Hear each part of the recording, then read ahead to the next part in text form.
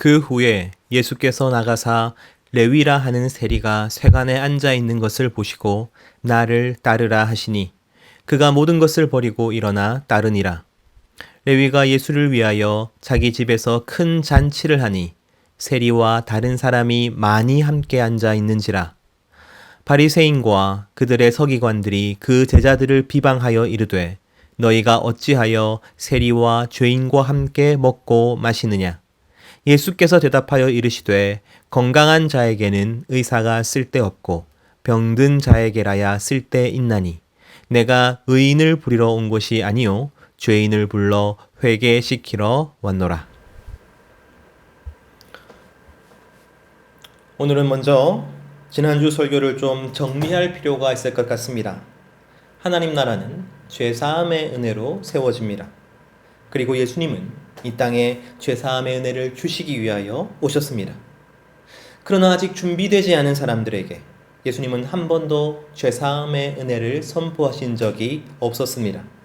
그런데 갑자기 중풍병자와 친구들이 예수님 앞에 나타납니다. 그들은 진실로 하나님의 나라의 모습을 보여주었습니다. 무거운 짐에 눌려 고립된 한 영혼에게 손을 내밀어 그와 끝까지 함께하는 공동체의 모습을 보여주었습니다. 예수님은 하나님 나라의 실제 모습을 보여주는 그들을 보며 기뻐하셨습니다. 그리고 그 즉시 중풍병자에게 죄사함을 선포하십니다. 하나님께서 기뻐하시는 공동체에게 주시는 은혜는 바로 죄사함의 은혜인 것입니다. 중풍병자 이야기에서 우리가 놓치지 말아야 될 주제는 하나님 나라의 모습과 죄사함의 은혜입니다. 죄사함의 은혜가 있는 공동체는 중풍병자와 친구들의 모습을 보여주게 됩니다. 하지만 반대로 중풍병자와 친구들의 모습이 있는 공동체에는 죄사함의 은혜가 부어지는 것이죠. 그리고 오늘 본문이 바로 이어집니다. 27절은 그 후에라는 접속사로 시작합니다. 즉 오늘 본문은 지난주 본문과 내용적으로 연결되어 있는 것이죠. 죄사함의 은혜와 하나님 나라의 모습이 반복되고 발전되고 있는 것입니다. 그래서 오늘 본문을 읽으실 때는 이 두 가지를 생각하면서 읽으셨으면 좋겠습니다. 죄사함의 은혜는 어떻게 확장될 것인가? 하나님 나라의 모습은 어떻게 확장될 것인가? 오늘 설교는 바로 이 관점에서 이루어질 것입니다. 중풍병자에게 죄사함을 선포하신 예수님은 곧바로 레위라는 세리가 세관에 앉아 있는 것을 보십니다. 그리고 그에게 딱 한마디 말씀만 하시죠. 나를 따르라. 그러자 세리 레위는 그 즉시 모든 것을 버리고 일어나 예수님을 따릅니다. 그리고 세리 레위는 너무나도 확실한 죄인이었습니다. 왜냐하면 그가 세리였기 때문이죠. 세리란 세금을 거두는 사람입니다. 로마의 지배를 받고 있으니 로마에 바칠 세금을 징수하는 사람들이죠. 로마는 유대인을 그 지방의 세리로 고용하였습니다. 이 사람들은 두 가지 특징이 있었습니다. 첫 번째로 로마 문화에서 세리는 비천한 무리였습니다. 로마인이 세리를 하지 않고 유대인에게 맡긴 여러 가지 이유가 있겠지만 가장 중요한 이유는 로마 문화에서 세금을 거두는 일은 비천하게 여겨졌다는 것입니다. 귀족은 물론 평민 중에서도 교양이 있는 사람은 세리라는 일을 멸시하였습니다. 그래서 세리는 존경받는 전문직이 아니라 돈의 혈안이 되어 있는 비천한 사람 취급을 받았던 것이죠. 두 번째로 유대에서 세리는 민족의 반역자이자 죄인이었습니다. 로마는 식민지에 엄청나게 높은 세금을 부과했습니다. 그리고 그 세금을 세리들이 징수하는 것입니다. 더 중요한 것은 세리들에게는 월급이 없었습니다. 대신 로마는 책정된 세금보다 더 많은 세금을 거둘 수 있는 권리를 그들에게 주었죠. 그래서 로마가 책정한 것보다 더 많은 세금을 걷어서 그 차액은 바로 자신의 수입이 되는 것입니다. 유대인 입장에서는 세리란 자기 민족을 배신하고 로마에 붙어서 자기 배를 불리는 반역자였습니다. 당시 죄인이라고 하면 가장 대표적으로 두 부류가 있었는데 바로 세리와 창기였습니다. 레위는 바로 그러한 공식적인 죄인이었던 것이죠. 그래서 예수님은 내게 죄사함의 권세가 있다. 내가 이룰 하나님 나라는 죄사함의 은혜로서 세워지게 될 것이다. 그 선언을 하시고는 곧바로 공식적인 죄인을 찾으신 것입니다. 그리고 그에게 나를 따르라고 손을 내미신 것이죠.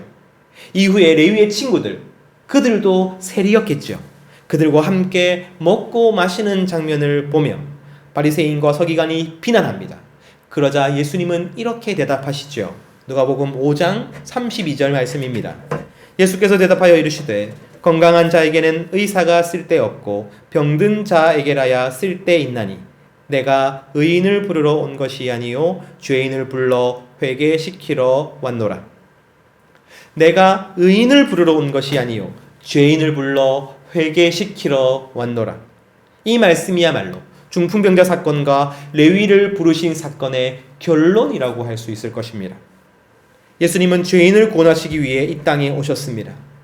하지만 오늘 본문에서 새롭게 보여주고 있는 것은 죄사함의 은혜가 단지 죄를 용서하는 데서 그치지 않는다는 것입니다.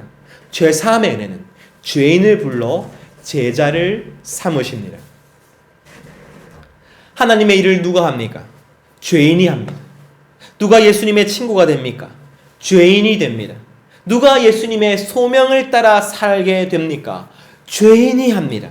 사랑하는 성도 여러분, 죄사함의 은혜를 받는다는 것은 그저 죄만 용서받는 상태가 된다는 것이 아닙니다. 죄사함의 은혜는 우리로 하여금 예수님의 제자가 되게 합니다. 예수님의 친구가 되게 합니다. 예수님의 가족이 되게 하는 것입니다. 예수님은 죄책감에서 우리를 자유롭게 해주시는 것뿐만 아니라 죄의 형벌에서 해방시켜 주시는 것뿐만 아니라 우리의 스승이 되시며 친구가 되시며 사랑이 되어 주십니다. 바로 이것이 죄인을 향한 주님의 은혜입니다. 누가는 이렇게 죄사함의 은혜를 확장시켜서 우리에게 보여주고 있는 것이죠. 그렇다면 이제 하나님 나라의 모습은 어떻게 확장되는지 살펴봅시다. 누가복음 5장 29절 말씀입니다. 레위가 예수를 위하여 자기 집에서 큰 잔치를 하니 세리와 다른 사람이 많이 함께 앉아 있는지라. 먼저 한 가지 사실을 짚고 넘어가고자 합니다. 28절을 보시면 예수님께서 부르실 때 레위가 모든 것을 버리고 일어나 따랐다라고 나와 있습니다. 모든 것을 버렸답니다. 우리가 예수님의 부르심에 순종할 때에 혹 이런 걱정이 들 수 있죠. 내 소유를 다 포기해야 할 것 같고 내가 가진 것 혹은 내가 가질 수 있는 것을 다 내려놓아야 할 것 같습니다. 그리고서 내가 원하지 않는 삶을 살아야 할 것 같습니다. 그래서 한편으로 주저하는 마음도 있는 것이죠. 하지만 모든 것을 버리고 예수님을 따랐다는 레위는 곧바로 자기 집에서 커다란 잔치를 엽니다. 그러니까 최소한 자기 집은 안 버린 것이지요. 그리고 큰 잔치를 열 수 있는 재산도 버리지 않았습니다. 엄밀히 말하면 레위는 모든 것을 버린 것이 아니었습니다. 그런데 왜 성경은 모든 것을 버리고 예수님을 따랐다라고 말하고 있는 것일까요? 그 이유는 그가 베푼 잔치의 성격에 있습니다. 레위는 지금까지 자신의 잔치를 하며 살았습니다. 자기가 악착같이 돈을 버는 이유가 어디에 있습니까? 내가 잔치하기 위해서입니다. 내가 주인공이 되어 내가 행복하고 즐겁기 위해서입니다.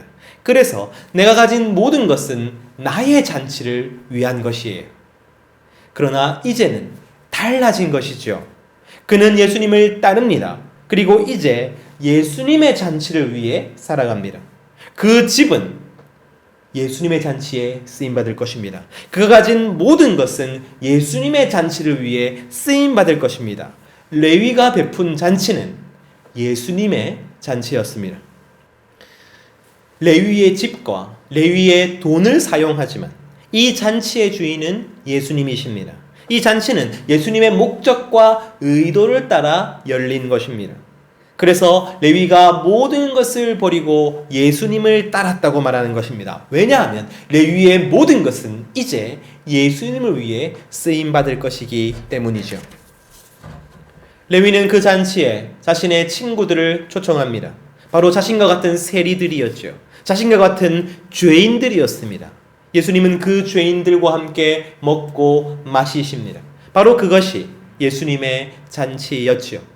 예수님의 공생애 가운데 가장 중요한 사역 중에 하나는 바로 먹고 마시는 것, 죄인들과 함께 먹고 마시는 것이었습니다. 마태복음 11장 19절 말씀입니다. 인자는 와서 먹고 마시매 말하기를 보라 먹기를 탐하고 포도주를 즐기는 사람이요 세리와 죄인의 친구로다 하니 지혜는 그 행한 일로 인하여 옳다함을 얻느니라. 바리새인들은 예수님을 먹기를 탐하고 포도주를 즐기는 사람이라고 비난합니다. 예수님은 먹는 것을 너무 좋아하셨던 것 같습니다.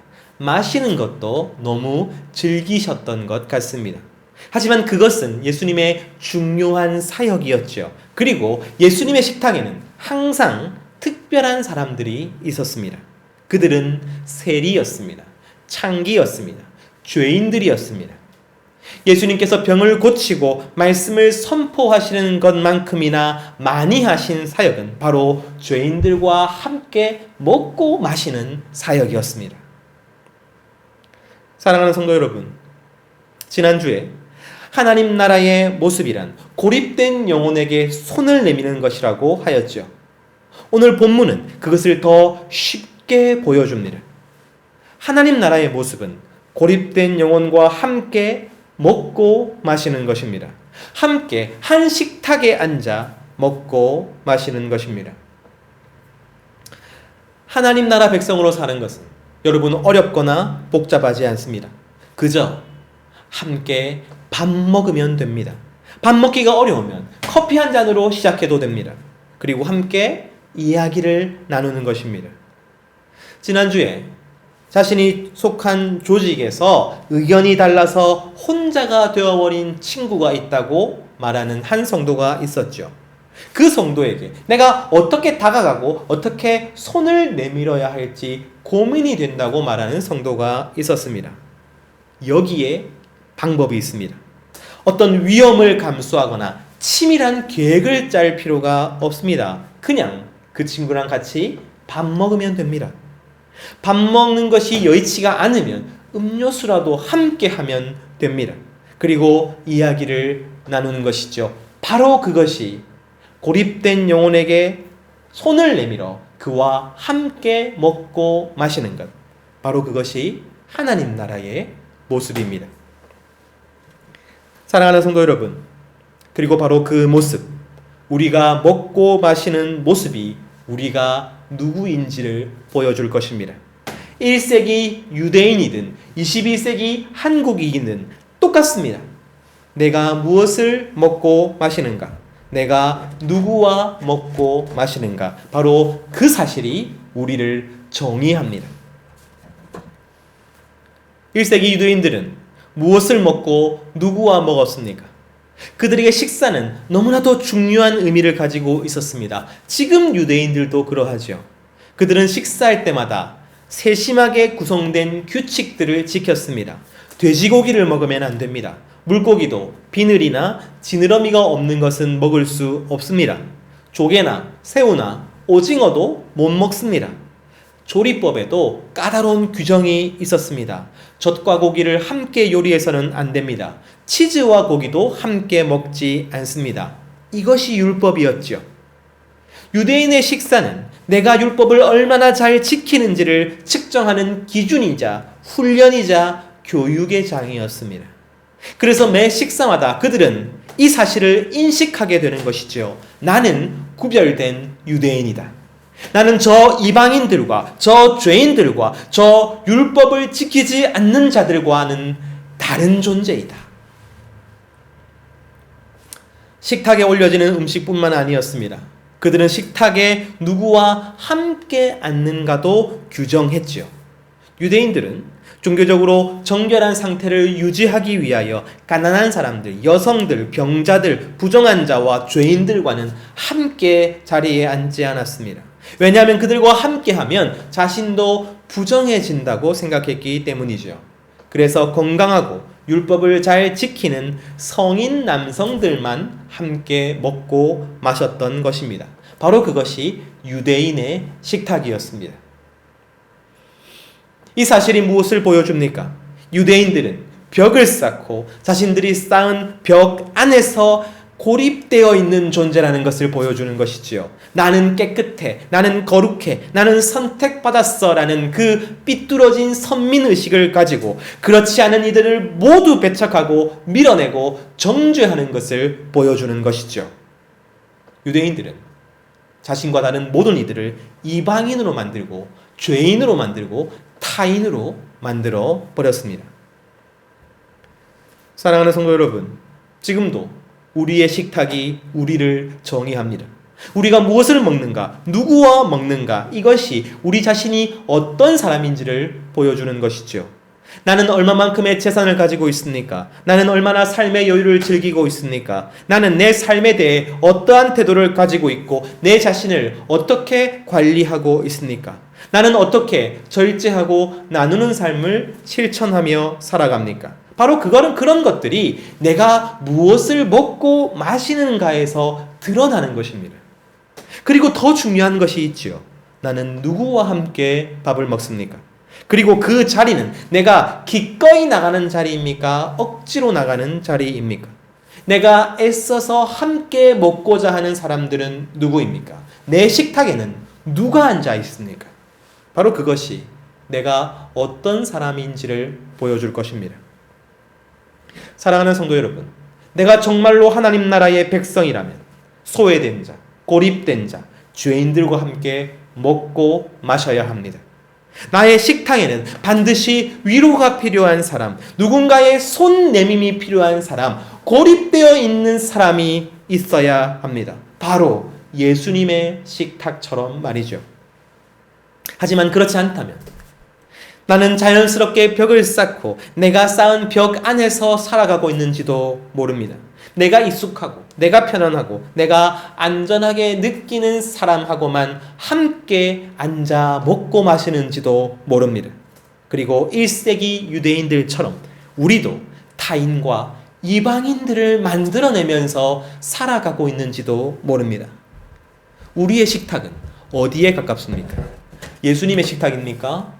유대인의 식탁입니까? 여러분, 이 질문 앞에서 떳떳한 성도가 얼마나 되겠습니까? 저도 너무나도 부끄러울 따름입니다.